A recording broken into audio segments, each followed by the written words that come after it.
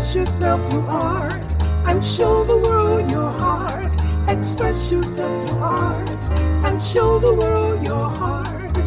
You're in the know with Esther and Larry. Art on the air today. Stay in the know with Larry and Esther. Art on the air our way. Express yourself through art and show the world your heart. Express yourself through art and show the world your heart. Express yourself through art. And welcome. You're listening to Art on the Air on WVLP 103.1 FM and on Lakeshore Public Radio 89.1 FM. This is our weekly program covering arts and arts events in Valparaiso and throughout Northwest Indiana. I'm Larry Breckner of New Perspectives Photography, right alongside here with Esther Golden of The Nest in Michigan City. Aloha, everyone. We're your hosts for Art on the Air. Our theme music you heard is by Billy Foster with a vocal by Renee Foster. Underwriters for Art on the Air are Valparaiso University's Brower Museum, regional art patron Mary Levan, and our landlord, Walt Breidinger of Paragon Investments. If you'd like to find out more about leasing space in this historic building, please give Walt a call, 219-462-5821. We'd like to thank them for their generous support. Thanks to Greg Kovach, WVLP's station manager, and Tom Maloney, Vice President, Radio Operations for Lakeshore Public Radio. Art in the Air is supported by an Indiana Arts Commission Arts Project grant through South Shore Arts and is part of the National Endowment for the Arts. If you're interested in being a guest or sending us information about your arts-related event or exhibit, please email us at artontheair.wvlp@gmail.com. That's artontheair.wvlp@gmail.com. Our program, along with all of our programs, are streaming live at wvlp.org. Art on the Air is rebroadcast on Monday at 5 p.m. Our shows are carried by Lakeshore Public Radio, 89.1 FM, every Sunday at 7 p.m., and you can hear them at lakeshorepublicradio.org. Our entire show archive can be heard at our website, brech.com/AOTA. That's Brech, BRECH.com/AOTA. And make sure to like us on our Facebook page, Art on the Air, WVLP. Art on the Air is always looking for financial support. We'd like to thank our current supporters. If you're looking to support Art on the Air and, of course, the WVLP station, we'd be happy to become part of the WVLP family anytime. Esther and I especially would invite you to become an underwriter of this program in particular. We have information on our website at brech.com/AOTA. You can find out support information there, or at wvlp.org/support. So don't just be a WVLP and Art on the Air listener. Become a supporter or underwriter in whatever amount you're able to do so we continue to bring you great content and this great local programming. And like I say every week, don't give till it hurts. Give till it feels good. And you'll feel so good about supporting Art on the Air and the whole WVLP family. Join the WVLP family today. And an Art on the Air program note. Due to the COVID-19, WVLP shut down doing in-studio shows on March 26th.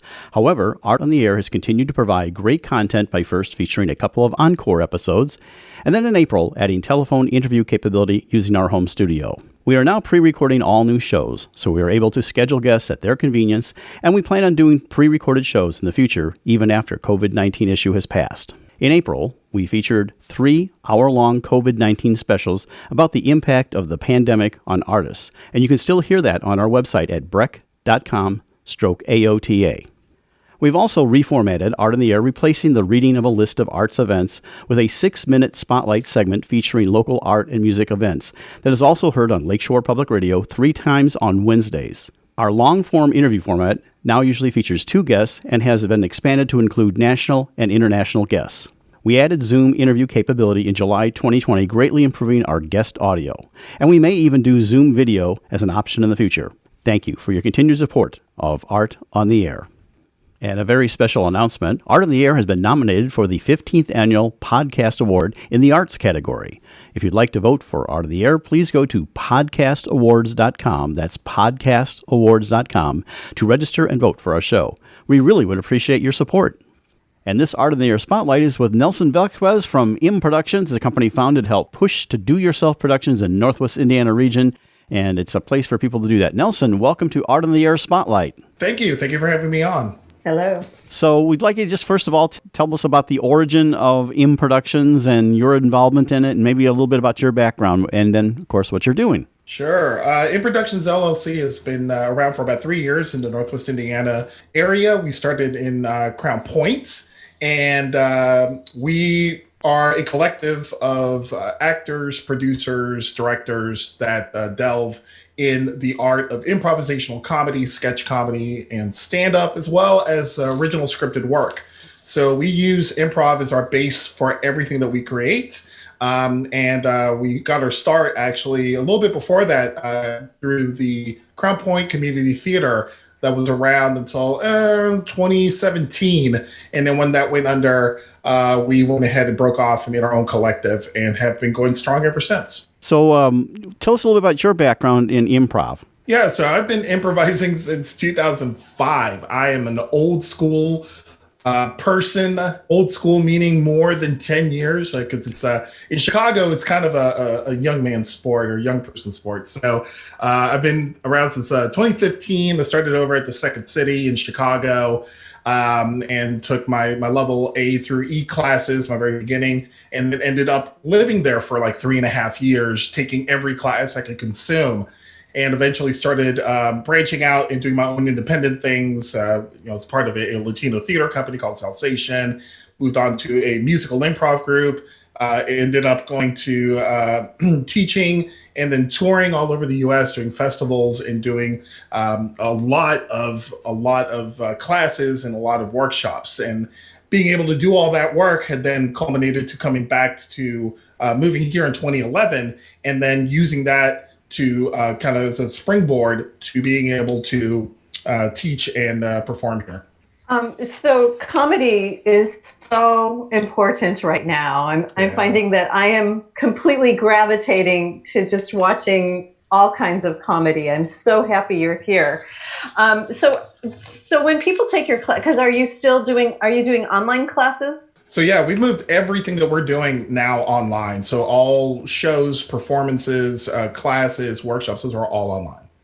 So do you have any like tried and true techniques for creating a path for someone who's kind of quiet and finds it hard to express themselves? So would this format be very good for them? Absolutely. Those of you who are out there that are a little shy and get a little overwhelmed with not being extroverted, like you see many of those people on Who's Line anyway, this is the perfect thing. This being online is fantastic because it allows you to be in the comfort of your own home, and it allows you to effectively, you are just a window on a screen in a Zoom or a Google Meet or something like that. You're just a square. I have found that most people who are introverted love this format because it doesn't require you to put out too much more than just putting your face on a screen for a few hours. And then as they get more and more comfortable with the concepts, they learn how to branch out and how to connect through the camera. Hopefully that will then translate to whenever they get into the real world and they're able to connect with people much more quickly. Tell us a little bit about where we can see you online, and also how they can get in touch with you about classes and things like that.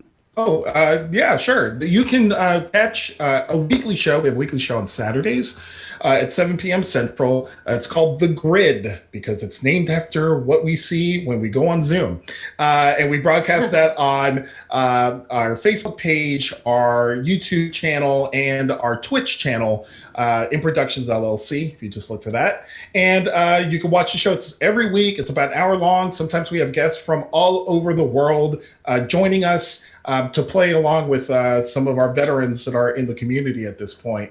So if you go to Facebook and go to Improductions LLC, or you can just go to our website, improductionsllc.com. You can check that out. We do have classes there as well. Improv Fundamentals is our most famous and popular class, so they can take that if you want to dip your toe in there. And there are also opportunities on the website that they can look at if you want to get involved, maybe not directly in improv, but maybe you want to try something. We do have shows that we do audition for as well. How much are our classes? Do you actually have fees for the classes when they sign up? So the classes range anywhere between $150 to $160, but we also provide people, right now it's so hard for people to have employment. So we are very flexible. If there's a reason why you can't necessarily swing that, but you're really passionate about doing improvisation, we urge you, please reach out to us through our Facebook page and get a hold of us. We are very, very flexible with our payment plans at this point. Where have you actually performed live when we're back to normal? Oh, wow. Where haven't I? I'll just give states and cities. I've been all over Chicago, obviously, all over Crown Point. I've been to Washington. I've been to places in California, Florida. I haven't yet gone to Canada and Mexico. Those are 2021 goals. That was Nelson Velazquez from Improductions, LLC, and you can find them on Facebook and online. Nelson, thank you for being on Art on the Air Spotlight. Thank you for having me. You're listening to Art on the Air, WVLP 103.1 FM, and on Lakeshore Public Radio 89.1 FM. And now next on Art in the Air, we have Laura Force Scruggs. She's a published and produced commissioned playwright. She's been produced by Three Cat Productions, Three Brothers, Unity Players, a whole wide variety of groups in Chicagoland. And her current play is called Punk Grandpa, that was supposed to air, but of course the pandemic shut it down, and that's unfortunate, but here she is. Laura Force Scruggs, welcome to Art on the Air. Hello. We are so glad to have you. Well, what we want you to do is, and you are familiar with the format of the show, which is much easier. We want to hear a little bit about your journey from how you got to where you were, like where you grew up, school and everything, to where you are now. So tell us a little bit about yourself. Sure. So I'm a writer now, and I started doing this when I was very young. I wanted to have a library in my room of books that I wrote. My mom was a librarian, so she gave me when they had the old pockets and the cards to check out books. And we put on plays in our neighborhood. I was doing adaptations then, like the Cabbage Patch Kids and Little House on the Prairie and the Smurfs. We had big rocks on the edge of the porch because we thought they looked like footlights. And so I was in a lot of theater growing up. My first play was called Clarence the Carrot. It was at church, and I was a green bean. Ooh. You? So did anybody take any video of any of these? Did your parents take any Super 8s? I wish. I think we simply have pictures. Oh, well, that's good. Yeah, of the green bean. Yeah. And then, I was in plays throughout my life. I was Wendy in Peter Pan, probably my favorite. One of my favorite things. I was the third witch in Macbeth in college, as well as the young fool in Big River about Huckleberry Finn and Tom Sawyer. Usually that part is played by a male, but my director said I surpassed his expectations for the role when I jumped off the stage and hugged him when I was reading opposite him as Aunt Sally, and she hadn't seen Tom Sawyer for a long time. And so to hug him, I jumped off the stage as he was in the audience reading opposite me. So, yes. And then I really wasn't writing, but a friend of mine asked me to collaborate with her on her play, Meet Me on the Ceiling, about a young misfit named On-Off.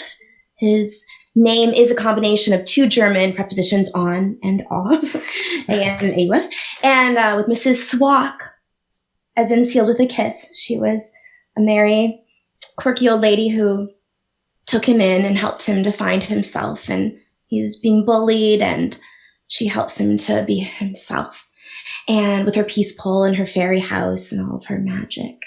So that's how I started writing as an adult, and then I had to write about my favorite person of my life, my grandpa, and that's when I wrote Punk Grandpa back in 2012.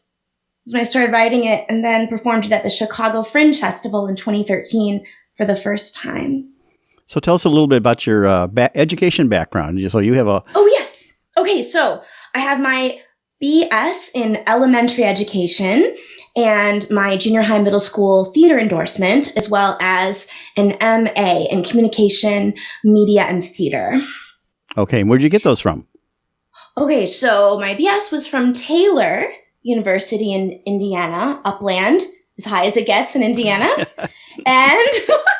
And then the MA was from Northeastern Illinois University here in Chicago. Okay. And where did you grow up? I mean, you're kind of that, we want to get that background too.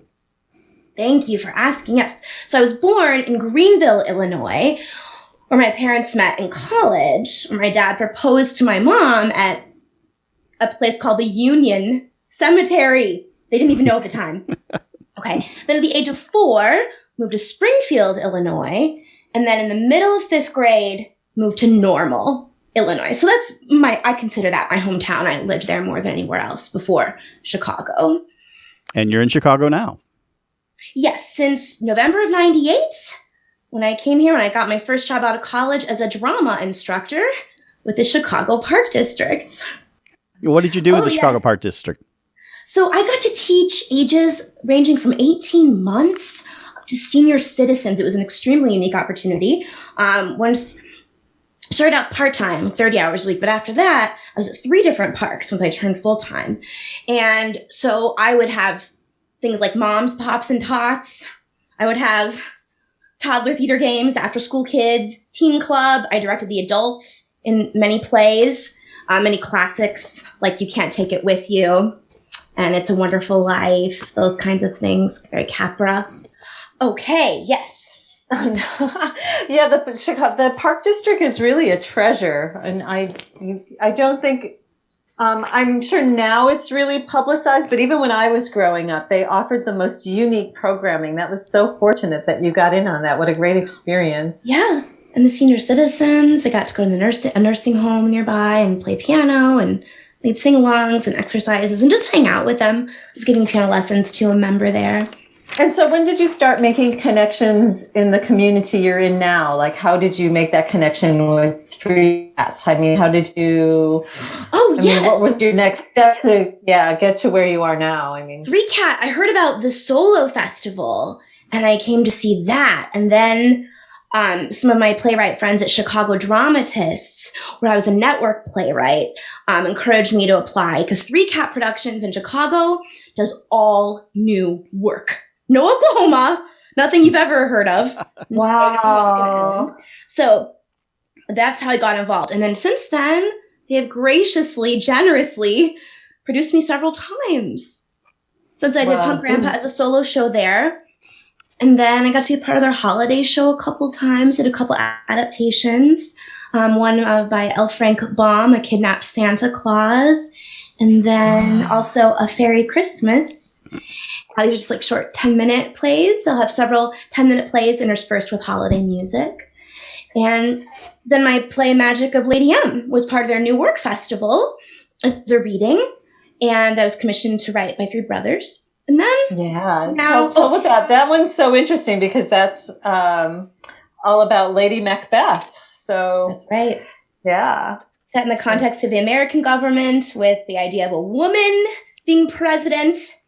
A bisexual king used to be with Duncan, but then with her, Duncan used to be, I don't know what we're allowed to say on the air here, so maybe I should. Well, you know what? Let me talk about a mutual friend of ours and the documentary that you did, Uncle Fun, You're the One. Yes. So where's that in the timeline of working with Three Cats? Is that prior to or? Right, almost in the middle. Because that was in January of 2014 when Uncle Fun closed, and I'd met, up with Three Cat around 2012 or so. So yeah.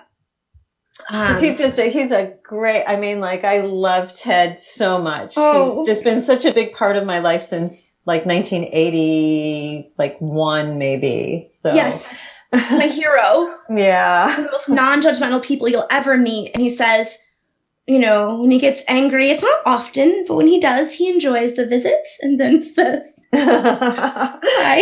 It's the cutest, most charming. That was such a big surprise for you. I mean, here you just did this thing to honor him, but it's really gotten quite big and has traveled around the world, hasn't it? I mean, thank you. Yes, I just did it because I had to, because it was my favorite place in Chicago. His novelty toy store. Many Chicagoans knew it. Uncle Fun. I was going to ask, the plays that you've written can they be found in terms of being published? Is there a publisher that you've used? Yes. So Punk Grandpa was originally published by Chicago Drama Works before they unfortunately shut down. Today, very recently, the multiple character version has been published by, it's called Playscripts Online. They're out of the UK. And so you can find that script at playscripts.online/shop /punk-grandpa. So that's where you can buy the script, and it's also licensed if you want to produce it. I know my wife used Play Scripts and she was directing a lot of middle school productions, and they have a lot of good resources. Yeah, Play Scripts is a really nice resource for a lot of plays and everything. Who inspired you, I guess, and what theater kind of spoke to you, and, you know, different people you, like the ideal person you'd like to work with, maybe, in theater? Well, I'd say Lily Taylor was definitely one of my favorite actresses. Bernadette Peters, I've always admired. I adore her so much. Yes. With her musical Song and Dance, I was early on inspired by. Yes, someone like Nora Ephron. I always love romantic comedies. Nora's wonderful. Yeah, the stuff she's done. Yeah. And I'm a guy, and I love romantic comedies. Yes. And I grew up loving the play Annie. The play or the musical? Oh, both. Very good. Good question.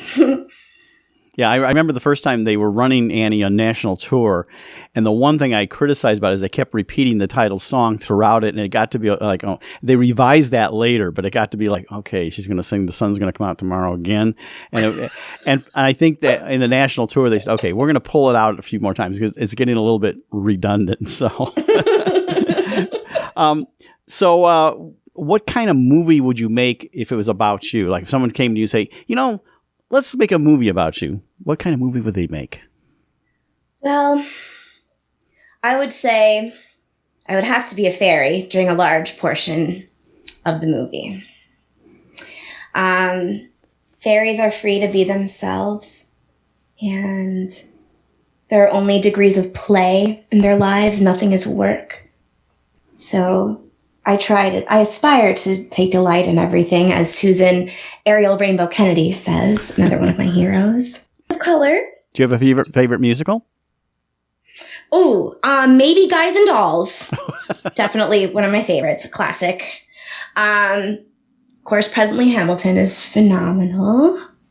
I always loved Urinetown as well. And Singin' in the Rain. Oh, yeah, there are a lot. One story I always like to tell about that Gene Kelly told about Singing in the Rain, when they were doing that sequence, they were set up. He was actually running a high fever, and they'd all have the water trucks all set up and everything. And so, you know, and they do multiple shots. They do what's called a master shot. But anyway, he went and did that while he had I forget, it was 103 fever, but they had it all set up to go. And he says, you know, I'll go. And he did that whole thing and the retakes, the close-ups and everything for the entire sequence. So for several hours. So wow. Yeah, amazing. Huh. It's amazing. So what's your big guilty pleasure? Well, let's see. I mean,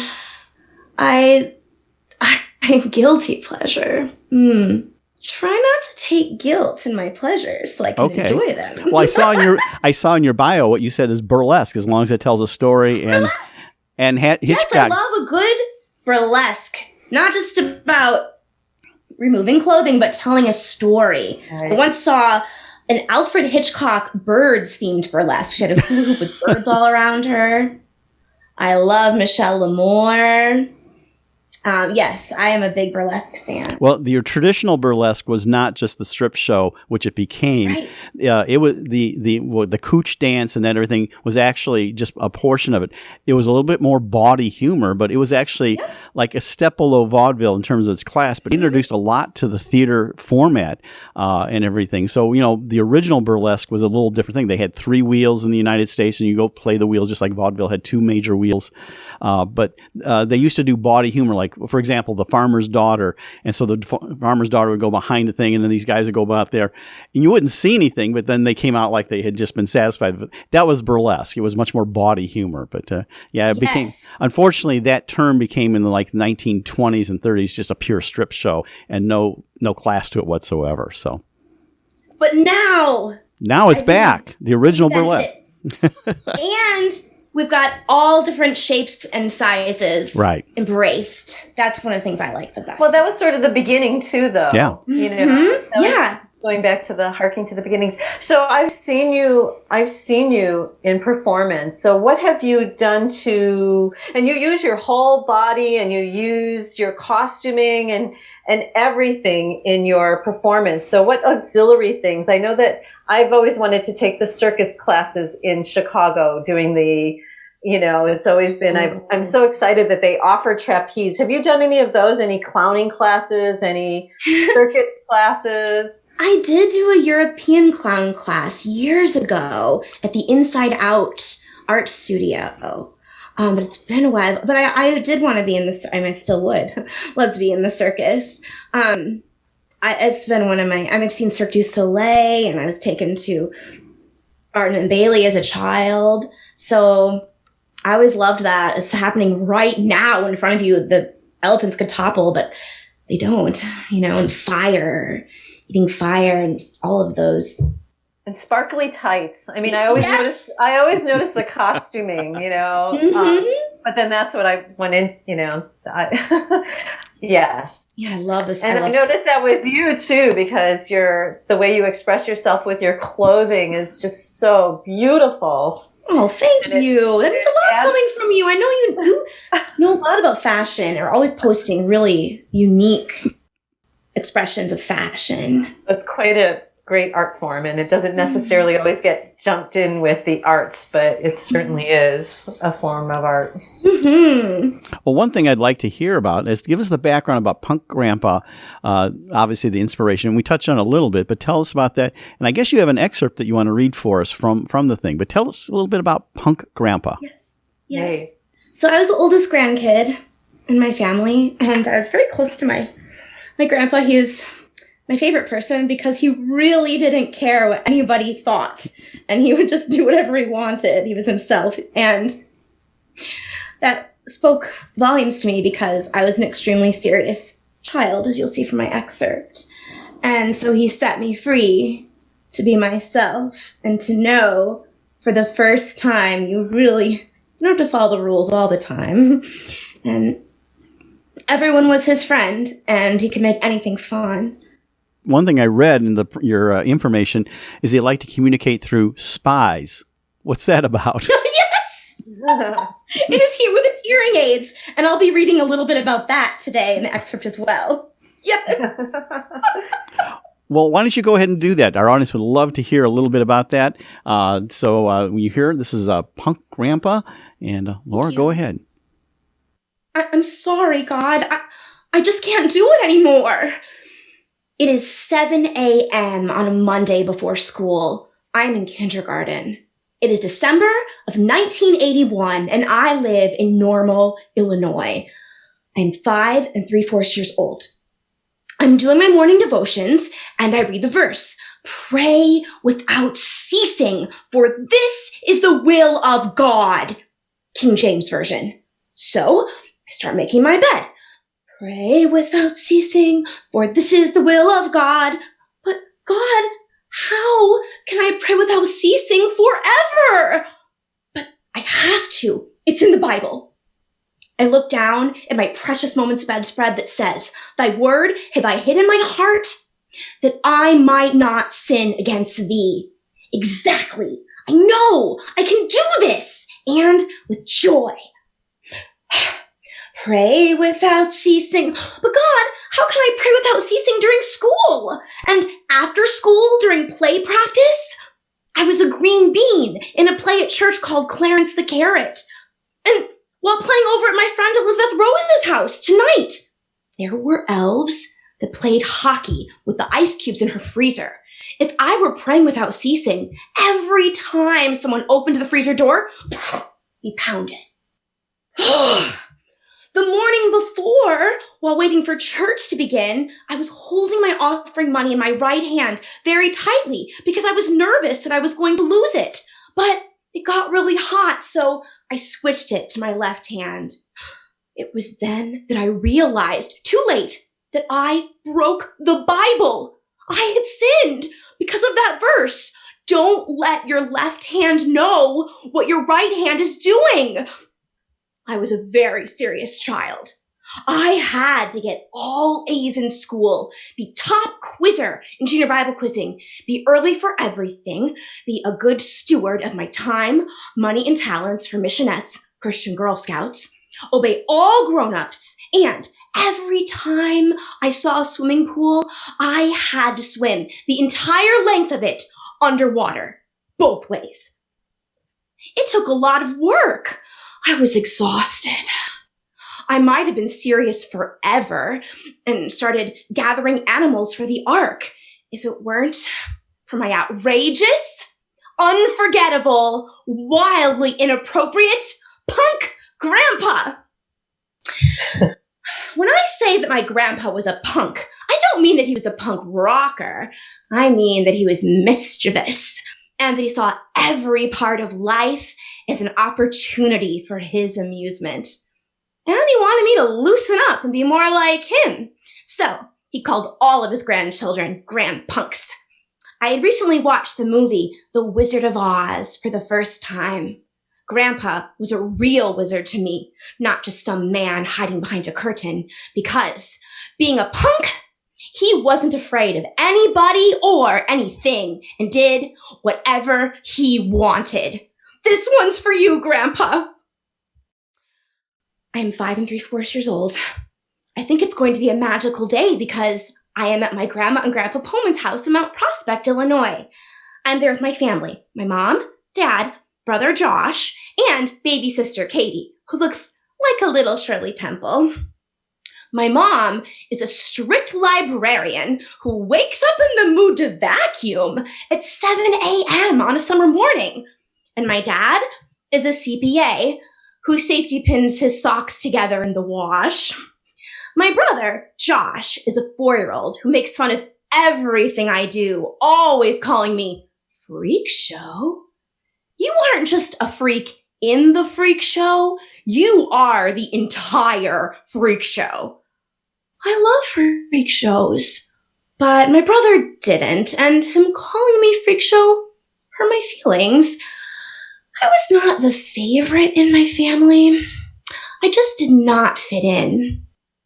My Aunt Susan once asked me, "So, how did you manage to spring from the loins of those two?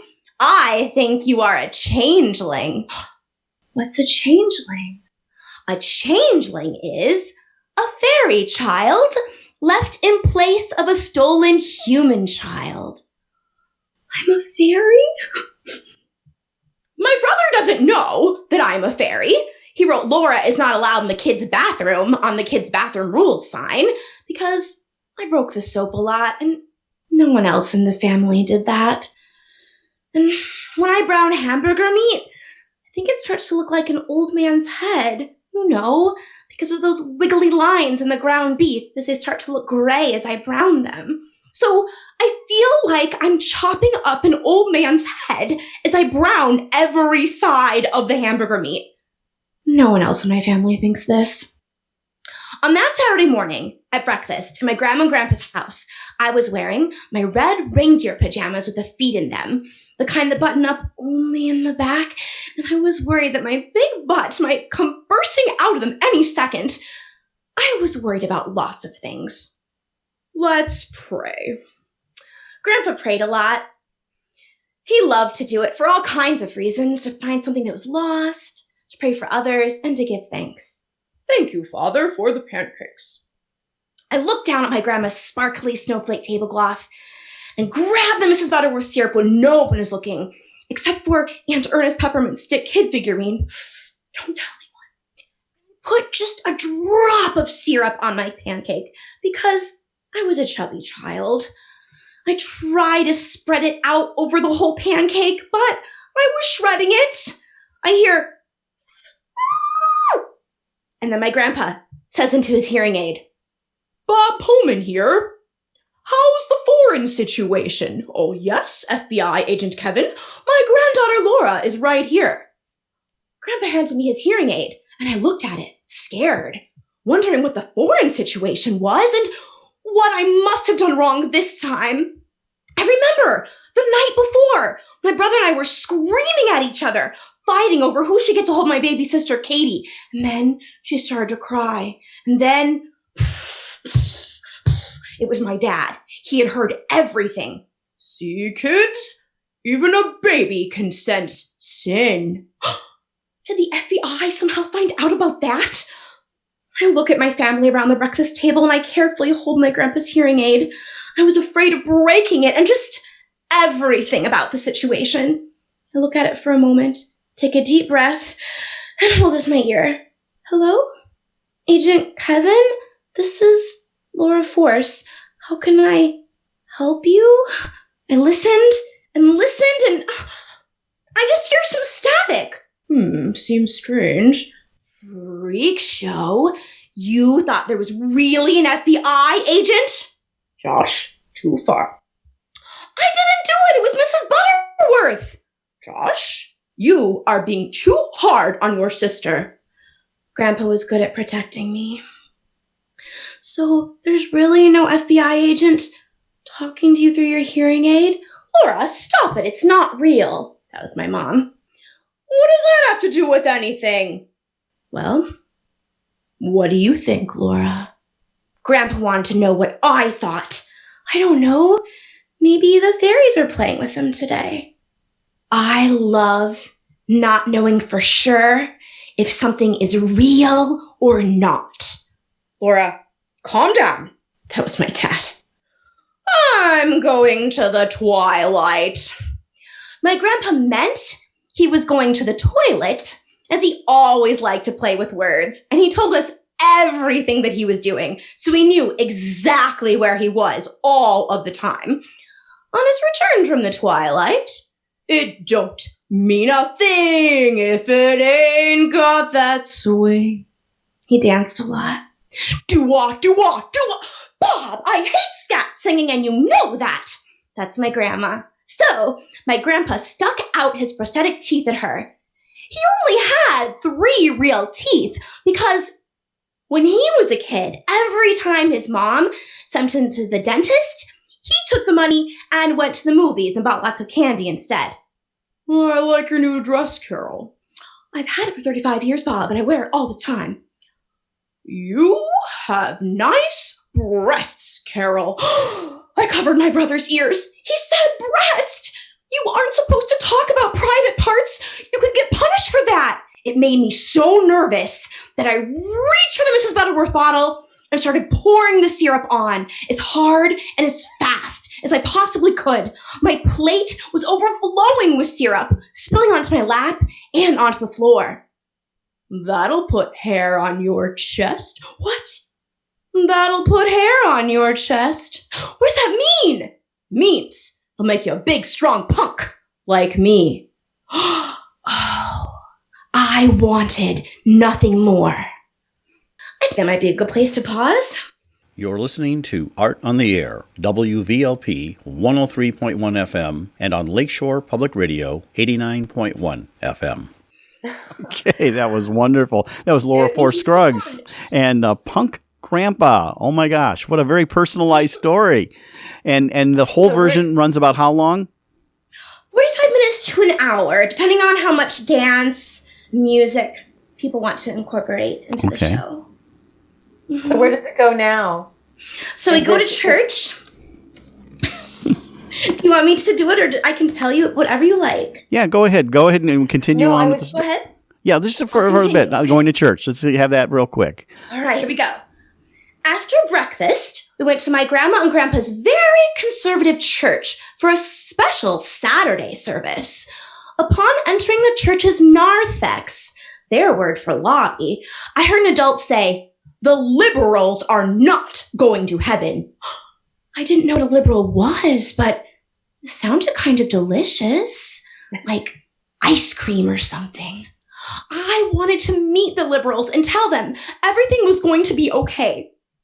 When I went to children's church, a teacher asked us, "Where does alcohol come from?" Nobody knew. Besides the fruit and wheat mixing together, the devil? Well, my grandma has a glass of red wine every night with dinner, and she told me it's good for her heart. And you believe her. I wondered what was going on upstairs in Big Church. After the service, I saw Grandpa talking to all of these grown-ups that were bragging about their children's prestigious careers in science and technology and, of course, going into the ministry. And so my grandpa said, "Oh yeah, my kids are doing great too. My son, John, he lives in New York. He drives a big car, runs his own business.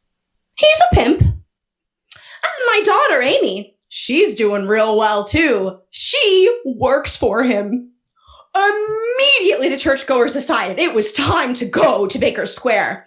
"We will have to talk to Pastor about this. We're praying for you. Is he a real Christian? Nice doing business with you. And don't take any wooden nickels." I couldn't believe the judgmentalism at my grandma and grandpa's church. Now, not only did I marry a non-Christian, I married an atheist. Sometimes Grandpa and I just don't follow the rules. That was the end of it. Great. Laura Force Scruggs and Punk Grandpa. Punk Grandpa. So, Laura, we all know that the pandemic has changed the world. How has it personally affected what you're doing? I know you've had a documentary you're working on, and you're always working on something. So how has it changed the way you do things now? Well, there have been many online opportunities. Uncle Fun was screened at 3 different online festivals during the pandemic.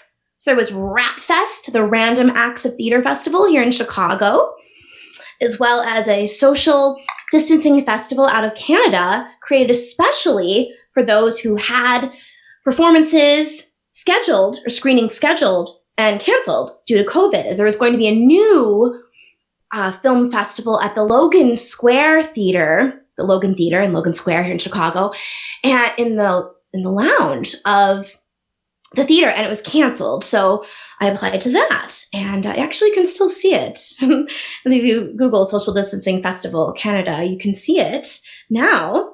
And also, it was at the Adelaide Fringe View. Yes, out of Adelaide, Australia. So Yay! That was a thrill. So yes, the international opportunities are fantastic. And I just have taken this time that I have to start really putting myself out there. And my goal is to have at least 1,000 submissions by the end of the year. So I will. Right now I'm at 673. And, as a result, Punk Grandpa has been published again. And then now I have a couple other plays that are in the process of being published. I've signed the contracts and they're just putting it together to go onto the website. One of them is a new company called Stage Right, WRITE, plays out of Australia. And they're publishing Bossy. It was about some of my experiences teaching theater and also about my uniquely loving grandma. Yes, wife of Punk Grandpa. And then my play Heart of Fairy is being published by Smith Scripts out of the UK. So that's pretty amazing. I know you were working on a documentary on fairies. How has that? Is that on pause now because there's no fairy festivals? Or that's true. Yes, I did attend the oldest fairy festival in this country at Spoutwood Farms. Actually, just an hour away from where Uncle Fun is now, in his sideshow store at the National Museum for Outsider Art, the American Visionary Art Museum for Untrained Artists. Hi, Ted. Hi, Ted. We love you. We love you. Yes. So I started working on that. And now, actually, we've been able to film on Zoom for another documentary I'm working on with Chris Churchill. It's about the now defunct Chicago Trolley and Double Decker bus company we were both tour guides for. I was there for a couple seasons. And so we've been able to go on Google Earth and do a virtual tour and film what we did. And he drives us, and he was a driver and tour guide. So we started doing that. So that has worked out. And sometimes we see ourselves on the route too, because they did have a lot of pictures of the trolleys and the double-decker buses, and even him. We saw Chris on the route the other day as we were going on Google Earth. Is there anything you've missed during the pandemic that you are anxious to do when it's all over with? Yeah, I mean, for sure. I really especially want to do Punk Grandpa again. I'd love to have someone.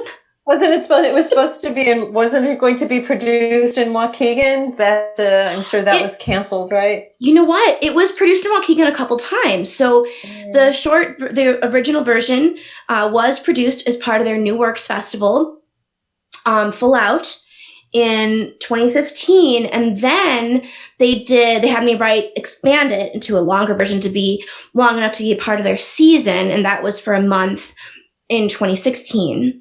So yes. And then Three Brothers, so generous, they commissioned me to write The Magic of Lady M, an adaptation of Lady Macbeth. And so that was part of their New Works Festival in 2018. Yes. So they were the first people Three Brothers was the first theater to produce Punk Grandpa with multiple characters. And then the second time what was that? So what was that like to be in the audience?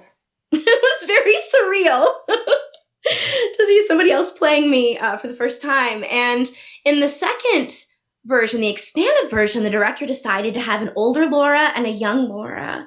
So I really thought that was very creative and innovative, and they were spectacular. They did a great job. They just got it. They got my grandpa's humor and his spontaneity, and it just meant so much to me. These people I'd never met before completely got my grandpa's humor and his free-spiritedness. You're listening to Art on the Air, WVLP 103.1 FM, and on Lakeshore Public Radio 89.1 FM. Have you done any improvisation? I mean, a lot of this is creative, but have you also done improvisation of any kind? Not really. I took the intensive class over at Second City, and I've taught improv to children and adults. It's like, warm-up exercises when I was directing plays with the adults, but I don't do improv. No, I'm not good at that. Thanks for asking. A lot of people go there, right, with Peter. Oh, are you improv? Yeah. No, I so respect those that do. Oh, my gosh. Do you miss working with kids? Because you did that for quite a while. Yeah. Laura has an incredible talent of bringing out the kid in all of us, though. So thank you. I will get to work with the kids up in Door County, Wisconsin next fall. I just got a writing residency with them. It's called Right On Door County. And so I'll get to be there for a week and work on my play I'm writing right now about kids. So I am a playwright in residence at 3 Cat Productions this year, and I proposed a play about Jane Addams and the impact of childhood upon her career and her work with children at the Hull House in Chicago. And you may know she opened, her and her volunteers built the first playground here in Chicago. And the kids were already inside behind the fence they were hiding on opening day. When they opened the gate, the kids were already there because they were so excited. They didn't wait. They found a way in on their own. And she was the first woman garbage collector in Chicago. And she fought for the rights of children with the first juvenile courts and child labor laws. So she did all kinds of things. There's so many things you could write about her, but I chose to focus on the children. So, yes. It's time to celebrate Jane Addams, for sure. Yeah. Yeah, so that was going to be produced next year as part of the season, but tentatively right now it's in 2022 due to COVID, naturally. So, yeah. I have a sort of odd question. So when you did the Frigid in New York, the yes. Fringe, is that like a Fringe Fest too? It is a winter Fringe Festival, yes. So are there any leads for you that ever come out of doing that? Like, was there something wonderful that happened after that? Because your reviews after being in New York were just completely stellar. Thank you. They were, incredible reviews after your New York show. So much. Well, while I was there, I did get that first publishing offer with Chicago Drama Works when it was published for the first time. And it won a couple of awards. It got the Sold Out Award and the Hangover Award, so we got an extra performance because it was one of the top selling shows in the venue. And I definitely value the connections I made with the actors that were in the show. I would love to work with them all again. And Grandpa, the man who played my grandpa, even uncannily looks a lot like my grandpa. So I've stayed in touch with them. And I hope to work with all of them again. And other than that, no, honestly. I mean, no. Now, we were given 50 media outlets to invite to the show and to advertise and send out the press releases. And we did, as a result, invite Ken Davenport, a Broadway producer. And we did get to interview him on our podcast. My husband and I used to have a podcast called Are You Famous Yet? Because, a lot of people ask, are you famous yet? Why aren't you famous yet? And so he graciously agreed to be on it. I'd never met him. I'd invite him to come to the show. He wasn't able to come, but he was, one of those people that would say yes to an unknown like me. And I will always remember that. So I am in his Theater Maker studio right now online. They have lots of speakers. And because of him, I got to recently meet with another Broadway producer and talk about Punk Grandpa. So, yay. Good for you. Hey, Laura, what do you like to do outside of theater? I mean, besides, doing all the things you're doing and playwriting and a one-woman show and everything. But what do you else do? Just for fun or everything? Let's say under normal circumstances, not under the pandemic. It sounds a lot like what she does, everything she's talked about. Yeah, I'd say theater's my favorite, but I also really do love nature. I love hiking and spending time with my nieces. We moved to Logan Square to be just less than a block away from them. Emily and Juniper, they're 3 and 5. And I have them over to have, fairy and pirate themed days and make fairy. They're so lucky. They're so lucky. Thanks. I'm so lucky. And my sister had a baby in the midst of all this too. He's 4 months old now, Arthur. So now we have 3. Yay, more fun. Yeah. I know my daughter just had her son, so he's like 2.5 months old. So it's a fun time. But we have to go. Yeah. The problem is we go over and we're still masked up, so he never can see our full face. I said I'm going to get one of those clear masks, because part of my expression is my full face. So. What do you have on tap for the future? I mean, you talked a little bit about it, but anything that you want to do that you haven't done so far? Yes, I still have the Fairy Festival documentary, and I'm excited about the Chicago Trolley. Sorry, I already mentioned that. So I would like to write about. Sorry. Like, what would be your dream person to work with? Who do you want to contact you? Oh wow. Yeah. Well, Weird Al Yankovic. If I could be a backup dancer for him, I would be so ecstatic.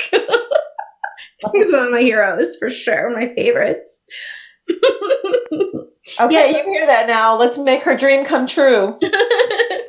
Yeah, have him tune into our show, Art on the Air. Maybe he'll hear that and we'll do it. Yeah.